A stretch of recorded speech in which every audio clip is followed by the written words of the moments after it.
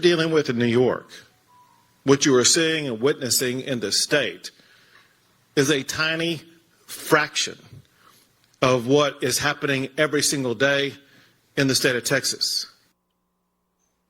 All right, and meanwhile, just to the south of here, look at Philadelphia. Look what happened just a couple of nights ago.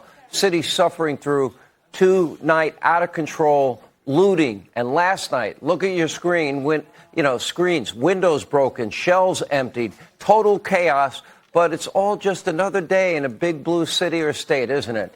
Joining us right now, his first studio appearance ever. Let's give a warm welcome to Texas Governor Greg Abbott. There you go, Governor. He's the star quarterback. So, by the way, we've been friends forever. Right. I think the world of you. You know, it's very interesting. You invited Mayor Adams and other New York politicians to come to the border and see the border for themselves. They didn't come. Then all of a sudden they realize it's going to cost $12 billion in 18 months. It's costing $40,000 per illegal immigrant in New York. And now even the governor's saying, if you're going to come in the country illegally, don't come here. Wow, how they changed their tune. Exactly. So what we've seen is when Democrats have to face up to the reality of what Texas has to deal with every single day, they adopt the same approach that Texas has. We need the president to start enforcing the immigration laws of the United States of America, period. And we're not going to tolerate what's going on. You know, it's even worse than not enforcing it.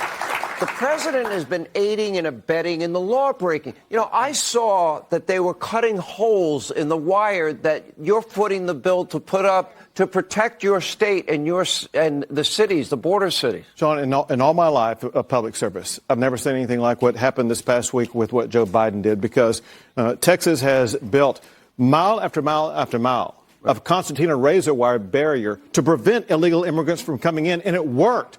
They stopped coming in. Yeah. But here's the deal. Biden's Border Patrol used wire cutters to cut it open it up, and thousands came in.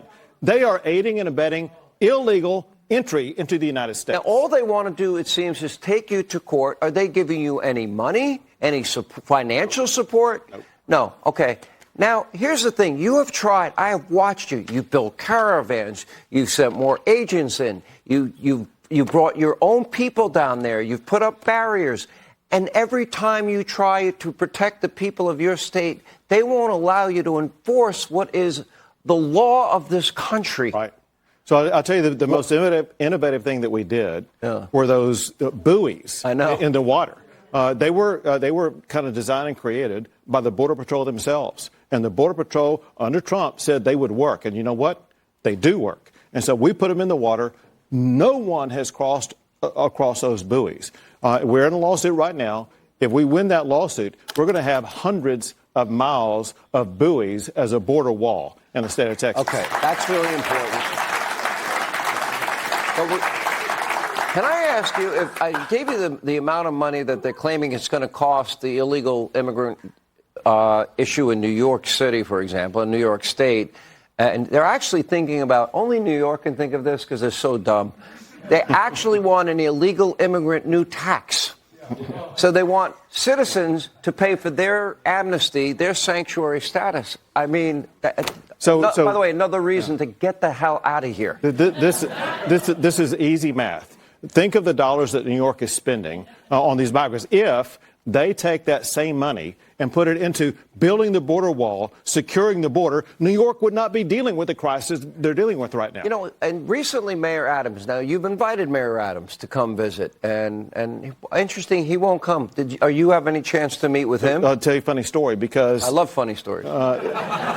So the city of New York was beside itself about all these migrants being bused to New York City. And so Mayor Adams sent operatives down to the border to see what was going on. And all these migrants were in a room about this size. And they went in there and asked them, who here wants to go to New York? Thinking that no one would do it. Everyone raised their hand, and they about passed out because they knew what was coming. Word got out. They're putting them in 4- or 5-star hotels. Why not? I'd take that deal, right? But the reality is there's a lot of human suffering here. You know, we have while you have to put all your resources and concentrate on the areas where you have as many, we had a record this past week, 11,000 in a day, 10,000 the day before, and all the resources are going to these areas, a high concentration of where it's happening. That gives the drug cartels and the human traffickers free rein to continue their multi-billion-dollar enterprises that are killing our kids. Correct. And it's not just border states. Here in New York City, last week, a 1-year-old child died because of exposure to fentanyl. Oh, it's deadly across the entire country. Get this. The Texas Department of Public Safety alone has seized more than enough fentanyl to kill every man, woman, and child in the entire United States of America. It's deadly and dangerous.